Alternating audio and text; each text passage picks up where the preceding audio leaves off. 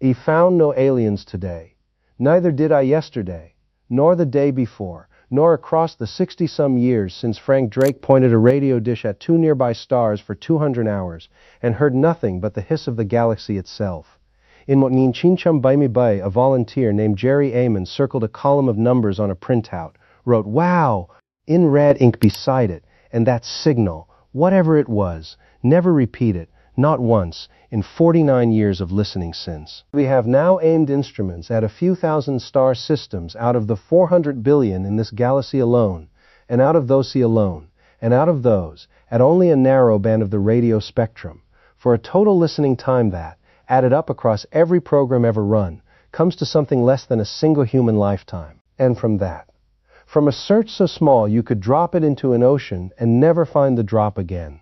A great many intelligent, well-read people have concluded the same thing. Nobody's out there, or we'd have heard from them by now. I want to spend the next while telling you why that conclusion is not merely premature. It is a mechanical error, the kind a good engineer would catch in 30 seconds if he looked at the actual numbers instead of the feeling the silence gives him. I trained as a biochemist, not an astronomer, and I want to be honest about that up front, because the argument I'm about to make doesn't require me to be an astronomer. It requires me to think about scale the way I was trained to think about it.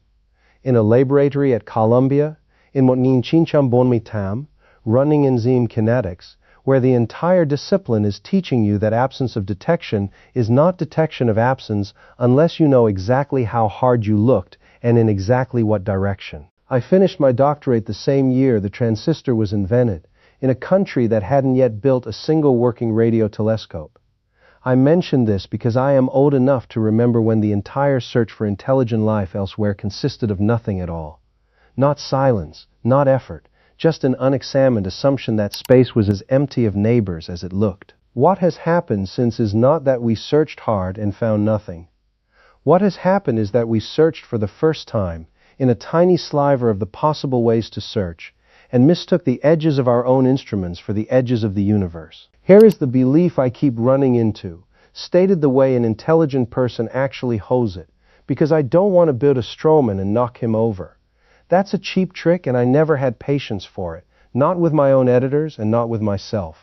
The belief goes like this. If a civilization anywhere in this galaxy had developed radio, or spaceflight, or any technology capable of leaving a mark, then given billions of years of galactic history, they'd have had more than enough time to expand, to broadcast, to be noticed.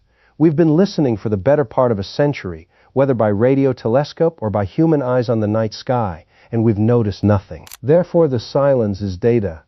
Therefore the answer is probably, nobody's there. That is not a foolish argument. It has a name. The Fermi Paradox, after the physicist who supposedly asked, "Where is everybody?" over lunch in Namue. And serious scientists have spent careers taking it seriously. I want to show you exactly where the gear breaks. The break is in the words, "We've been listening." What that phrase smuggles past you is a full sense of completeness, and I want to build the real picture for you, brick by brick, the way I'd have insisted on doing it if a young writer had brought this idea to John Campbell's office at Astounding Back when I was 20 years old and terrified of him. Campbell would let you say almost anything, so long as you could show your work. So let's show it. The galaxy is a disk roughly 1,000 light-years across, containing on the order of 400 billion stars. Any serious search for a signal has to specify which stars, at which frequencies, for how long, in which direction, using which technology, at what sensitivity. Every one of those parameters cuts the haystack down. The astronomer Jill Tarter, who spent her career on exactly this search, described the sum total of everything humanity has ever done in the hunt for extraterrestrial signals as comparable to searching a single glass of water for evidence of fish and using the empty glass to declare the ocean fishless. That is not poetry. That is arithmetic. When SETI Institute researchers tried to estimate what fraction of the plausible search space, every star, every frequency, every moment in cosmic time, we had actually examined by the early Hangin Komchamuyas, the number came out smaller than 1 part in 100 quintillion.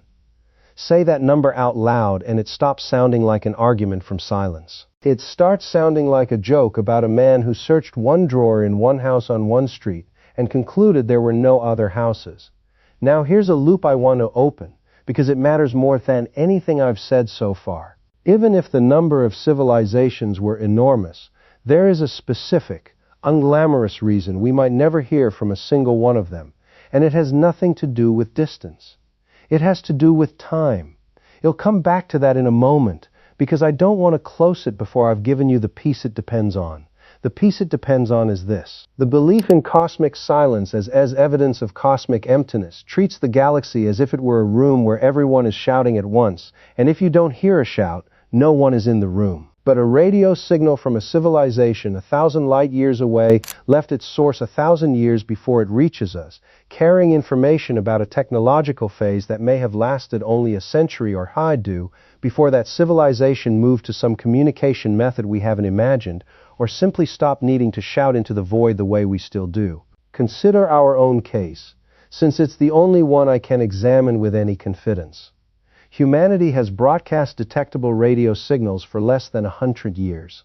Already, our loudest broadcasts, the ones that leak unintentionally into space, old television transmissions and military radar, are being replaced by encrypted, low-power, tightly beamed signals that don't leak at all, because leaking is wasteful and we've gotten better at not wasting energy. If a civilization's loud phase, the phase where it's detectable by accident rather than by intention, lasts only a century or half of a possible history spanning tens of thousands of years, then two civilizations could exist simultaneously in the same galaxy and never once overlap in their loud phases, the way two people could live in the same city their whole lives and never once be on the same street corner at the same minute.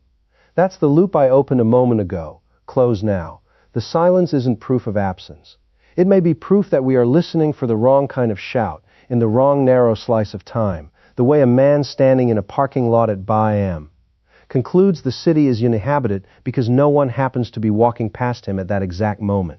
He built the 3 laws of robotics the way I'm building this argument. Not because I distrusted machines, which is the popular misreading, but because I distrusted lazy thinking about machines. The same lazy thinking that makes every science fiction robot either a saint or a monster with no mechanism in between.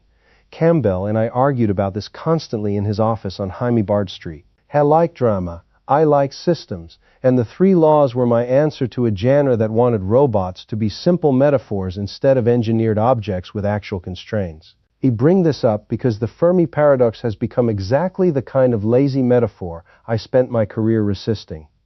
An entire civilization's worth of possible outcomes collapsed into loud and detectable, or doesn't exist, with no room in between for quiet, distant, or simply speaking a language we haven't built the ears for yet. Let me give you the number that should genuinely unsettle you, because it certainly unsettles me, and I don't say that as a performance. The observable universe contains something on the order of 2 trillion galaxies, each with, conservatively, tens of billions of stars, and a meaningful fraction of those stars we now know, thanks to the Kepler Space Telescope and its successors, host rocky planets in the temperate zone where liquid water could exist. As of the most recent counts, we have confirmed more than 5,000 exoplanets, and statistical extrapolation from that sample suggests our own galaxy alone may contain on the order of 10 billion Earth-sized planets in habitable orbits around Sun-like stars.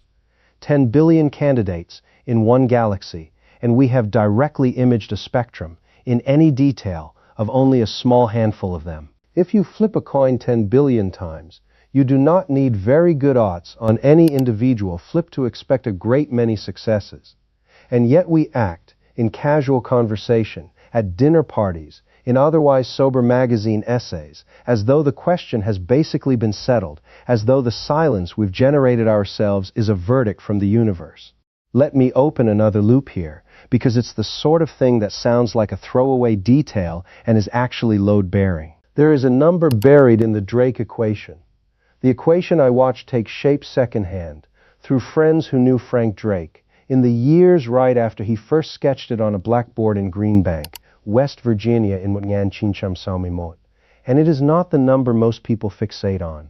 Most people fixate on how many planets there are, or how many of those might harbor life. I want you to hold on to a different variable for a few minutes, one Drake called L, the average lifetime in years of a civilization capable of broadcasting its presence into space. He'll come back to why that letter, more than any other in his equation, might be the whole answer. Talk close, that loop properly. I need to walk you through something a chemist notices that an astronomer sometimes doesn't, because I spent my working life thinking about reactions, not orbits, and a reaction is defined as much by its rate as by its outcome. The Drake equation multiplies together the rate of star formation, the fraction of stars with planets, the fraction of those planets that could support life, the fraction where life actually starts, the fraction where that life becomes intelligent, the fraction where that intelligence becomes detectable, and finally L, the number of years a civilization stays detectable before it either destroys itself, changes its methods, or simply goes quiet. Every other term in that equation, however uncertain, describes a probability that things go right. L is different. L describes duration, and duration is where the entire argument for "we should have heard something by now" actually lives or dies. If L is 10 million years, the galaxy should be humming with overlapping signals across its whole history, and the silence really would mean something damning. If L is 200 years, roughly the length of time humanity has had electricity, then even a galaxy teeming with civilizations could have every single one of them broadcasting for a blink, missing every other blink, and leaving us with nothing but static. Nobody knows Elling, not Drake, not Sagan, not anyone's sins. And an argument built on "we should have heard something by now" that depends entirely on an unknown number is not an argument. It's a guess dressed up as a conclusion. Here's where I have to admit something, and I want to be plain about it rather than dress it up as false modesty. When I wrote my foundation stories, I built psychohistory. The idea that with a big enough population, individual unpredictability washes out into statistical law, the way gas molecules are chaotic individually but obey precise laws in aggregate. I modeled it, quite consciously, on Edward Gavin's account of the fall of Rome and on the kinetic theory of gases I'd studied as a chemist. It gave me, and I think it gave a lot of readers, a comforting picture that civilizations, in the aggregate, behave with a kind of statistical inevitability, that you could in principle predict the shape of the future the way you predict the pressure of a gas. I no longer think that comfort survives contact with the actual problem in front of us tonight. Because if civilizations really do average out into predictable patterns, one of two things should be true. Either detectable, expansive, loud civilizations should be common enough that we'd have tripped over one by now, or something specific and consistent keeps preventing loudness. A great filter, as the economist Robin Hanson named it. Some barrier so severe that almost nothing crosses it. And I do not know, with any confidence I'd stake my name on, whether that filter lies behind us, in the leap from simple to complex life, which took Earth something like 3 billion years and might be staggeringly rare, or ahead of us, in whatever comes after a species learns to split the atom and hasn't yet learned to survive its own cleverness. That uncertainty is not a comfortable place for a man who spent his life arguing that the universe runs on figure-outable rules.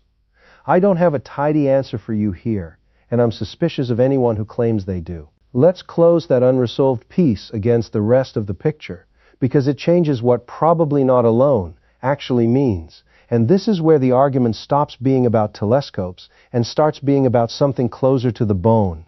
Say the filter is behind us.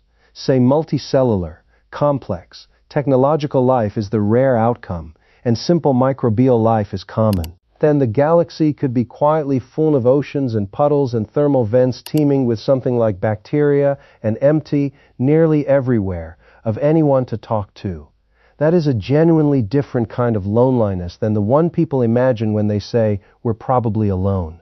It isn't emptiness, it's mutinous, a galaxy thick with life and thin with conversation. Say instead the filter is ahead of us. Then the silence isn't evidence there's no one out there. It's evidence that everyone out there who got as far as we have either found a way through what comes next and went quiet on purpose because loud broadcasting turned out to be a habit only young civilizations indulge in, or didn't find a way through at all. Neither one of those pictures lets you sit at a dinner party and say, "well, Obviously nobody's out there, as though you'd settled something. Both of them are stranger, larger, and considerably more urgent than the comfortable non-answer they replace.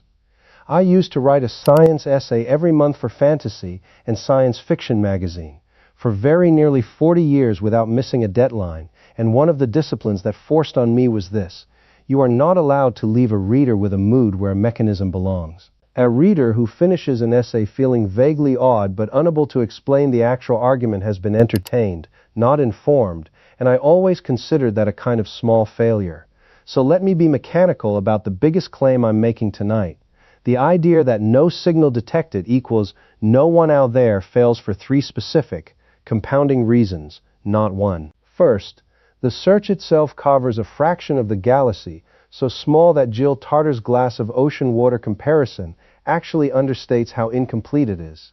Second, even a galaxy full of civilizations would only produce overlapping, detectable loud phases.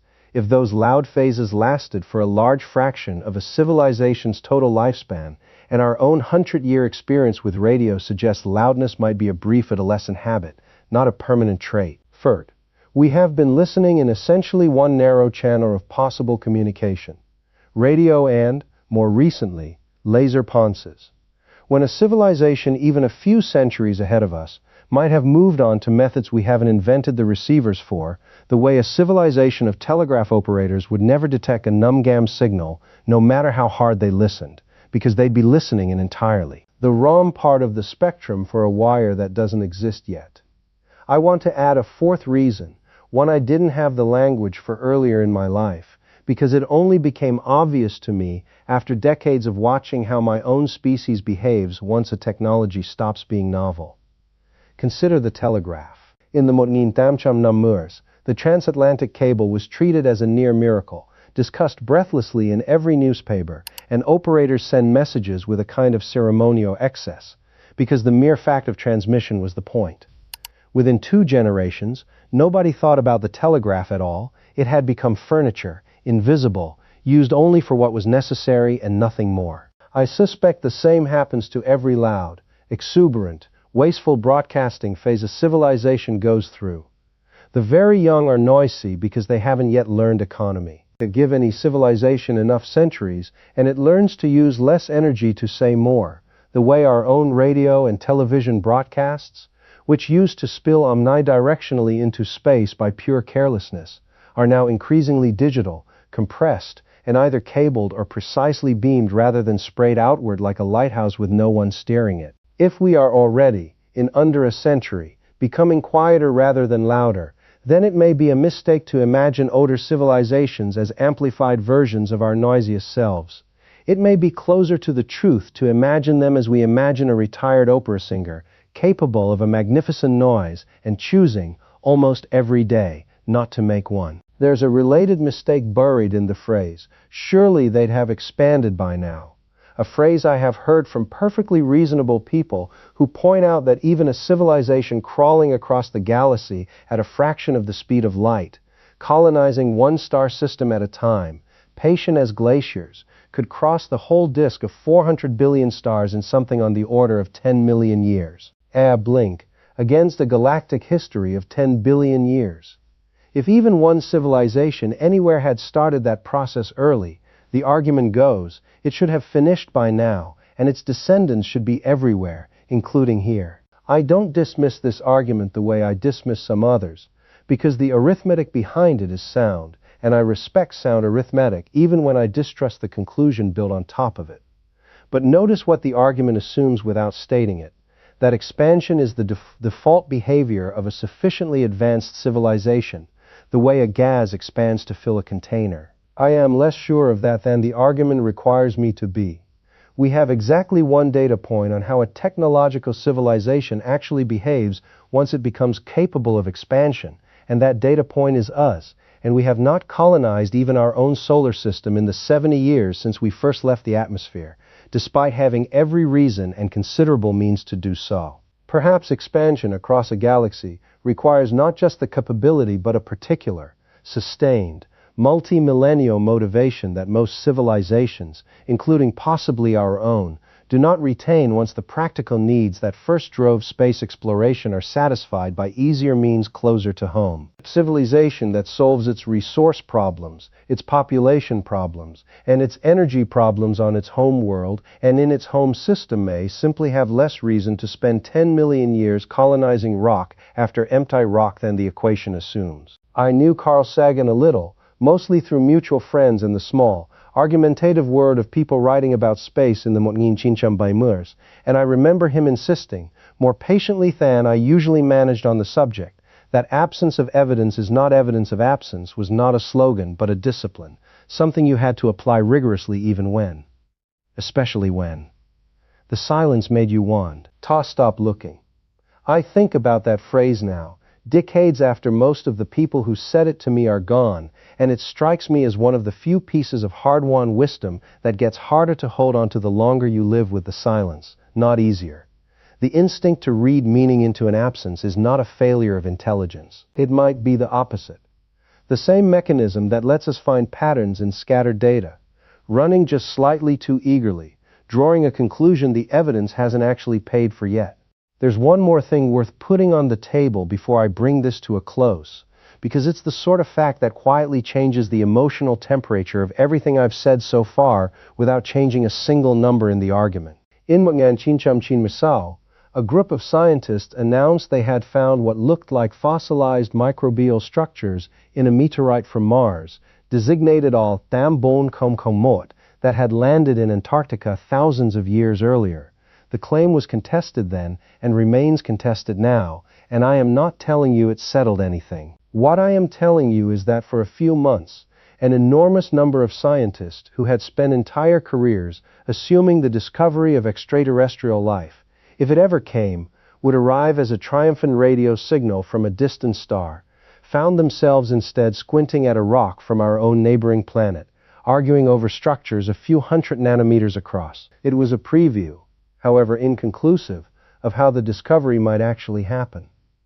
Not with a loud confirmation from a civilization eager to be heard, but with a quiet, contested, years-long argument over evidence too small and too old to announce itself. If the first evidence we ever get of life beyond Earth arrives that way, as a whisper in a meteorite or a strange gas in the atmosphere of a distant planet, rather than a message aimed deliberately at us, then the entire model of they'd have contacted us by now collapses for a reason nobody in that Fermi Paradox lunch conversation back in 1950 seems to have considered. Contact was never guaranteed to be the form the discovery takes.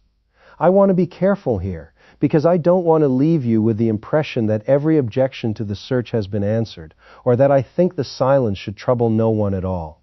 It should trouble us a little. It troubles me. Even granting every argument I've made tonight. The incompleteness of the search, the brevity of loud phases, the narrowness of our listening channel, the uncertainty buried inside L.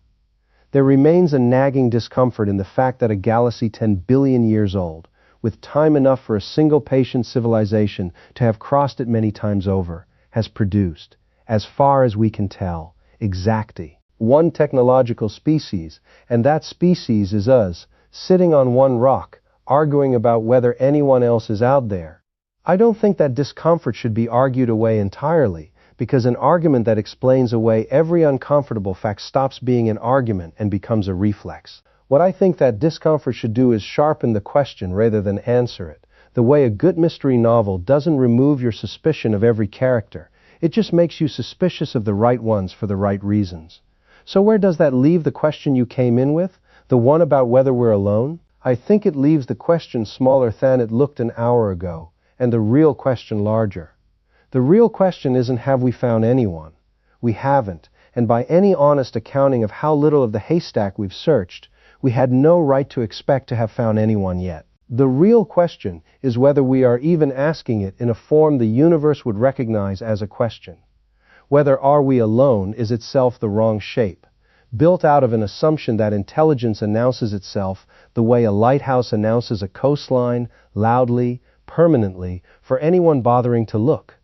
Maybe intelligence, out there, behaves the way it eventually behaves here. Quietly, briefly loud in its youth, then careful, then quiet again, moving through a phase of shouting into the dark, the way a teenager shouts, and growing out of it the way most of us, eventually, grow out of shouting too. We are not alone because the silence told us so. We were never entitled to hear anything yet, and mistaking the size of our ignorance for the size of the universe is the oldest error there is. It is, in fact, the only kind of error a species can make while telling itself, the entire time, that it has finally learned to listen.